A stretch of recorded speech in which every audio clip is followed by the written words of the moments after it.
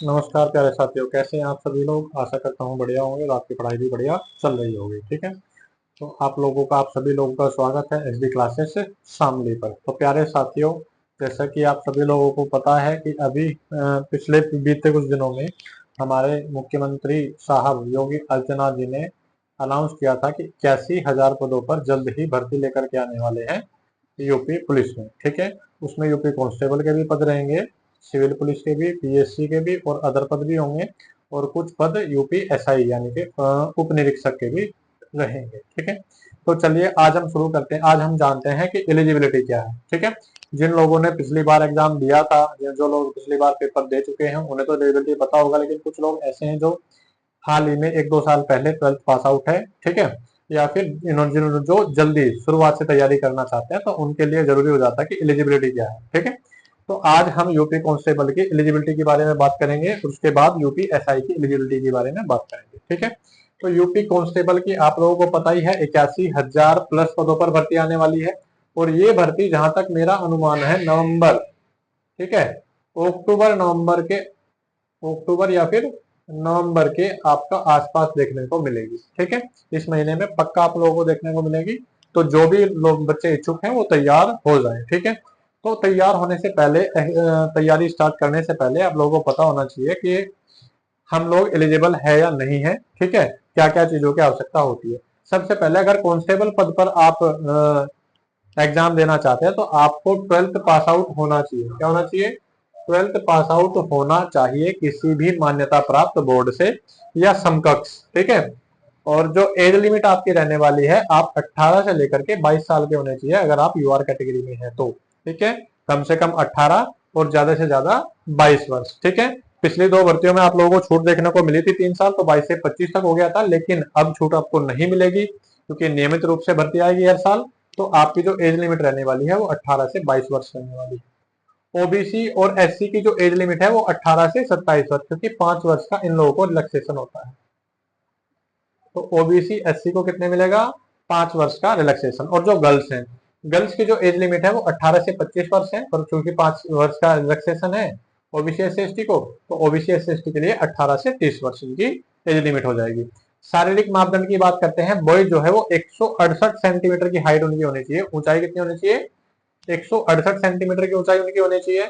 और गर्ल्स की जो है 152 सेंटीमीटर की ऊंचाई होनी चाहिए।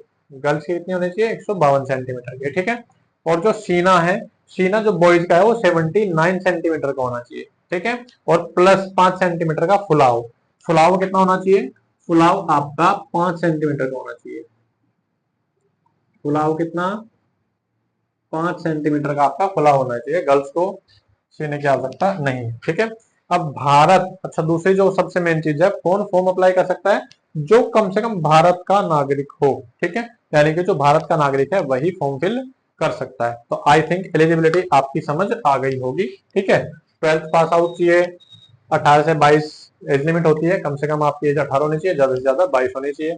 ओबीसी एससी को 5 वर्ष का रिलैक्सेशन है। ठीक है, लड़की के लिए 1825 और 5 का रिलैक्सेशन 18 से 30। ठीक है, बॉयज की जो हाइट है 168 सेंटीमीटर होनी चाहिए, गर्ल्स की हाइट 152 होनी चाहिए। अच्छा, यहाँ एसटी कैटेगरी में थोड़ा सा आपको रिलैक्सेशन मिल जाता है।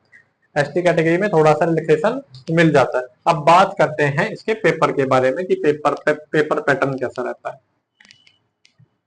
ठीक है, अब बात करते हैं पेपर पैटर्न। ठीक है, आपकी जो वैकेंसी होगी, आपकी जो ये भर्ती होगी, इस पे 3 स्टेप होंगे। पहला, ठीक है, पहला आपका एग्जाम होगा। ठीक है, उसके बाद फिर आपका डीवीपीएसटी और पीईटी होगा। ठीक है, डीवीपीएसटी पीईटी होगा। उसके बाद आपका मेडिकल होगा। आपका मेडिकल होगा, या फिर आप डॉक्टरी कह सकते हैं। ठीक है, डॉक्टरी भी आप कह सकते हैं, आपकी डॉक्टरी होगी। ठीक है, अब बात करते हैं एग्जाम की। एग्जाम में क्या क्या है? एग्जाम में आपके 4 सेगमेंट होते हैं। ठीक है, एक तो आपका जो सबसे पहले एग्जाम होता है उसमें आपका एक सब्जेक्ट बोला जाता है हिंदी। ठीक है, उसके बाद मैथ्स, रीजनिंग, और आपका जीके जीएस, जीके जीएस, ठीक है। हिंदी में आपके 37 से 38 38 सवाल पूछे जाते हैं। मैथ में पहले पूछे जाते थे, ठीक है, मैथ में आपके पहले पूछे जाते थे कितने सवाल? मैथ में आपके पहले पूछे जाते थे 20 से 25 सवाल, लेकिन अब वेटेज बढ़ा के 25 से 30 सवाल कर दिया है, ठीक है। रीजनिंग में 38, जीएस में 37, ठीक है, टोटल 150, ठीक है। एवरी क्वेश्चन 2 मार्क्स का है, ठीक है। एवरी क्वेश्चन, ठीक है, 2 मार्क्स, ठीक है। तो टोटल कितने मार्क्स का पेपर हो जाएगा? टोटल 300 मार्क्स का पेपर हो जाएगा, ठीक है। 150 क्वेश्चन है और 2 मार्क्स का एक क्वेश्चन है, तो कितने मार्क्स का? 300 मार्क्स का पेपर आप लोगों का बनेगा, ठीक है। क्यों? क्योंकि आपके नेगेटिव मार्किंग इस बार नहीं है, पहले होती थी, नेगेटिव मार्किंग इस बार नहीं है। नेगेटिव मार्किंग इस बार नहीं है। नेगेटिव मार्किंग या इस बार यूपी पुलिस कांस्टेबल के एग्जाम से हटा दी गई है, पहले हुआ करती थी, अब नेगेटिव मार्किंग पूर्ण रूप से हटा दी गई है। अच्छा, सेक्शनल, आपके हर सेक्शन में 35% सेक्शनल क्वालिफिकेशन है, हर सेक्शन में 35% आपको लाना अनिवार्य है, हर सेक्शन में 35% मार्क्स लाना अनिवार्य है। ये सेक्शनल आपको पासिंग मार्क्स, ठीक है, ये तो आपको हर सेक्शन में पासिंग मार्क्स लाना अनिवार्य ही है, आपको लाना ही पड़ेगा। अगर किसी भी सेक्शन में आपके 35% से कम मार्क्स है तो आप कंपटीशन से बाहर हैं, ठीक है। यहाँ तक चीजें क्लियर हो गई है क्या? अगर यहाँ तक चीजें क्लियर हो गई हैं तो आगे बढ़ेंगे, ठीक है। अब फिर इसके बाद जब आपका एग्जाम हो जाएगा, 300 में से जो भी आप मार्क्स आएंगे तो यहाँ पे लगेगी कट ऑफ, ठीक है। यहाँ पे क्या लगेगी? यहाँ पे लगेगी आपकी कट ऑफ, ठीक है, कट ऑफ लगेगी फॉर डीवी पीएसटी, ठीक है। कट ऑफ लगेगी किस पे? डीवी पीएसटी, मतलब डॉक्यूमेंट वेरिफिकेशन और physical standard test. Physical standard test में आपकी हाइट, चेस्ट नापी जाएगी और आपका डीबीपीएसटी होगा, ठीक है। उसके बाद फिर आपकी टीईटी करा ली जाएगी, उसके बाद क्या होगा? आपकी टीईटी करा ली जाएगी, ठीक है, टीईटी। उसके बाद आपकी क्या कराई जाएगी? टीईटी करा ली जाएगी। टीईटी में क्या होगी? रनिंग, ठीक है, फिजिकल एबिलिटी टेस्ट, रनिंग होगी, और रनिंग होगी आपकी 4800 मीटर, 4800 मीटर की रनिंग होगी, कितने मिनट में? 25 मिनट में। 4800 मीटर आपको रनिंग करनी है, कितने मिनट में? 25 मिनट में, ओके, ठीक है। बस पीईटी में यही है और कुछ नहीं है, ठीक है। आपको 4800 मीटर रनिंग करनी पड़ेगी, ठीक है। ये 400 मीटर का चक्कर है, इसके आपको 12 चक्कर लगाने दो, ठीक है। 12 चक्कर आपको लगाने हैं, कितने मिनट में? आपको 25 मिनट में लगाना है, ठीक है। अच्छा, लड़कियों की बात करें तो लड़कियों की जो गर्ल्स की हैं,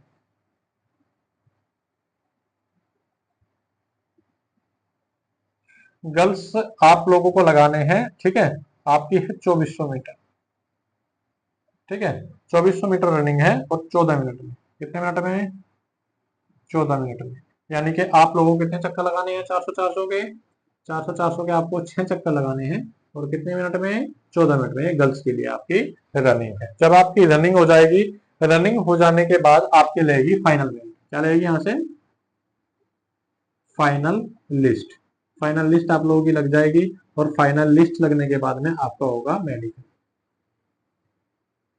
मेडिकल आपका होगा, फाइनल लिस्ट लग जाने के बाद में क्या होगा? मेडिकल होगा, और मेडिकल के बाद में आपको सीधा ज्वाइनिंग करा दी जाएगी, ठीक है। तो ये प्रक्रियाएं होती हैं एग्जाम की, और ये आपकी एलिजिबिलिटी होती है। आई थिंक आप लोगों की समझ आ गया होगा, ठीक है। तो अब बात करेंगे यूपीएसआई के बारे में। अब बात किसके बारे में करेंगे?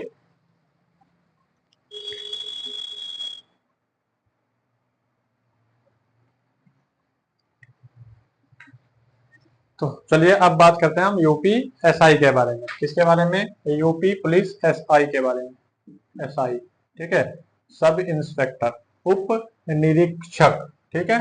किसके क्या लिखते हैं सर? उप निरीक्षक, उप निरीक्षक के बारे में बात करते हैं।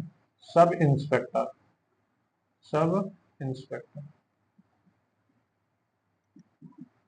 सब इंस्पेक्टर के बारे में बात करते हैं। तो सब इंस्पेक्टर की वैकेंसी भी आपकी आने वाली है नवंबर में। तो सब इंस्पेक्टर में आपको क्या चाहिए, शैक्षणिक योग्यता क्या होनी चाहिए, आपकी शैक्षणिक योग्यता होनी चाहिए ग्रेजुएशन। ठीक है, क्या होनी चाहिए, ग्रेजुएशन।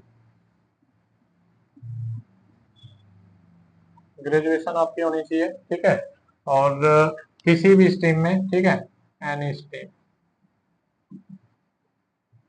किसी भी स्ट्रीम में आपकी क्या होनी चाहिए, ग्रेजुएशन। जैसे बीए हो गया, बीएससी हो गया, या बीकॉम हो गया।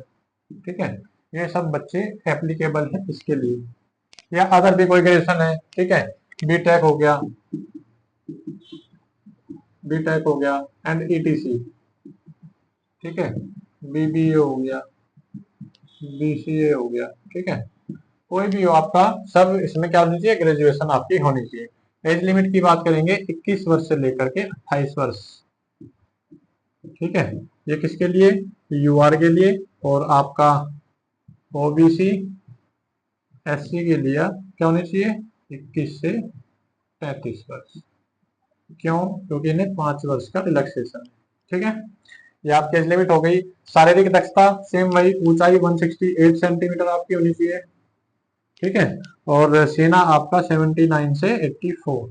ठीक है, 5 सेंटीमीटर का क्या होना चाहिए, फुला होना चाहिए। ठीक है, ये आपकी चेस्ट हो गई, ये आपकी हाइट हो गई, ये आपके एज लिमिट हो गई। ठीक है, और सबसे मेन बात है, भारत का नागरिक होना चाहिए। कोई भी कैंडिडेट भारत का नागरिक होना चाहिए, भारत का नागरिक होना चाहिए। ठीक है, इसमें भी कितने स्टेप लगते हैं, 3 स्टेप लगते हैं। पहला स्टेप एग्जाम होगा, दूसरा, ठीक है, डीवीपीएसटी, और फिर पीईटी। ठीक है, और तीसरा आपका मेडिकल। ठीक है, डीवीपीएसटी और पीईटी। ठीक है, document verification, physical standard test और फिजिकल एबिलिटी टेस्ट, ये आपका होता है, और फिर आपकी मेडिकल होता है। ठीक है, अब बात करते हैं एग्जाम का। इसके एग्जाम में भी कितने क्वेश्चन पूछे जाते हैं, कितने पार्ट होते हैं एग्जाम में, 4 पार्ट होते हैं, 160 क्वेश्चन पूछे जाते हैं। ठीक है, तो टोटल प्रश्नों की संख्या कितनी होती है, 160। ठीक है, तो अब बात करते हैं एग्जाम पैटर्न की।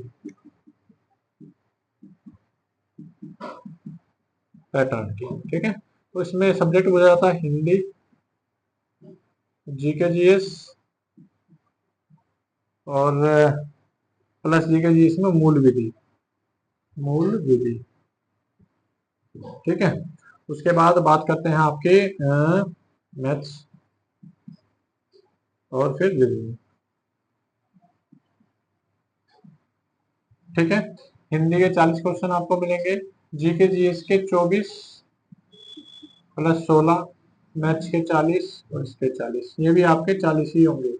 ठीक है, प्रत्येक क्वेश्चन 2.5 मार्क्स का होगा, 2.5 मार्क्स का होगा, तो 100 मार्क्स ये हो गए, 2.5 मार्क्स के ये भी 100 मार्क्स हो गए, 2.5 मार्क्स का ये भी 100 मार्क्स हो गए, और 2.5 मार्क्स का एक क्वेश्चन है, ये भी 100 मार्क्स हो गए।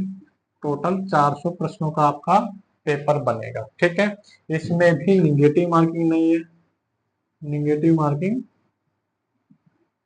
नहीं है, लेकिन आपको सेक्शनल क्वालिफिकेशन कितना है, 35%। आपको हर सेक्शन में 35% मिनिमम स्कोर करना ही पड़ेगा। ठीक है, ये पासिंग मार्क्स आपको लाने ही पड़ेंगे, तभी आप एलिजिबल है, अदरवाइज आपके मार्क्स भले ही मैथ से ज्यादा हो, आप काउंट नहीं होंगे यदि किसी भी एक पार्ट में 35% से कम मार्क्स आप लोगों के रहेंगे। अब बात करते हैं जीके जी। ये आपने 24 प्लस 16 क्यों लिखा, क्योंकि इसमें एक सब्जेक्ट है मूल विधि, और मूल विधि के साथ कॉन्स्टिट्यूशन, कॉन्स्टिट्यूशन यानी कि संविधान। एक तो संविधान हो गया, ठीक है, कॉन्स्टिट्यूशन हो गया, और एक मूल विधि। मूल विधि में कौन, बीएनएस और बीएनएसएस। ये जो दो है, इनसे कितने क्वेश्चन पूछने में, कम से कम 24 क्वेश्चन। यानी कि यदि आपको सब इंस्पेक्टर की जॉब चाहिए और केवल मूल विधि और बीएनएसएस के 24 क्वेश्चन पूछे जाते हैं, कम से कम 24 क्वेश्चन हो जाते हैं, 20 कई बार कम भी हो जाते हैं, तो 20 से 24 क्वेश्चन आप लोगों के पूछे जाते हैं यहाँ से, यानी कि बहुत बड़ा वेटेज है। ठीक है, यदि आप सब इंस्पेक्टर बनना चाहते हैं तो आपका कॉन्स्टिट्यूशन बिल्कुल क्लियर होना चाहिए, और मूल विधि और बीएनएसएस की बहुत ज्यादा जानकारी तो नहीं। ठीक है, कुछ एक्ट वगैरह भी होते हैं इसमें, ठीक है, एक्ट्स भी होते हैं, तो इन सब की मोटी मोटी आपको जानकारी होनी चाहिए।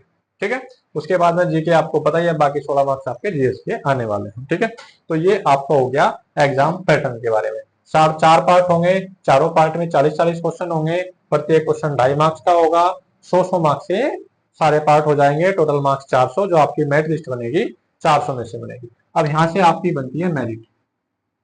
ठीक है, मेरिट किसके लिए? डीवी पीएचडी के लिए। फिर आपका डीवी पीएचडी करा जाएगा, और डीवी पीएचडी करने के बाद में आपका पीईटी होगा, फिजिकल एबिलिटी टेस्ट। अब बात करते हैं फिजिकल एबिलिटी में क्या क्या होता है। ठीक है, पीईटी एग्जाम। ठीक है, जो सेकंड स्टेप है वो है पीईटी। ठीक है, सबसे पहले आपको क्वालिफाई करना पड़ेगा पीईटी के लिए। ठीक है, पीईटी के लिए क्या क्वालिफिकेशन है? पीईटी के लिए आपको रनिंग करनी पड़ेगी, 4800 मीटर, और 4800 मीटर आपको रनिंग करनी है 28 मिनट में। कितने मिनट में? 28 मिनट में। उसके बाद फिर, अच्छा ये तो बॉयज के लिए है, बॉयज के। जो गर्ल्स हैं उन्हें करनी पड़ेगी 2400 मीटर, और 2400 मीटर कितने मिनट में? 16 मिनट में। 16 मिनट में 2400 मीटर गर्ल्स के लिए, और बॉयज के लिए इसमें कैटेगरी का कुछ नहीं है, सभी के लिए सेम है, 4800 मीटर 28 मिनट में। ओके, उसके बाद बात करते हैं इसके ऊंचाई। ऊंचाई 168 सेंटीमीटर।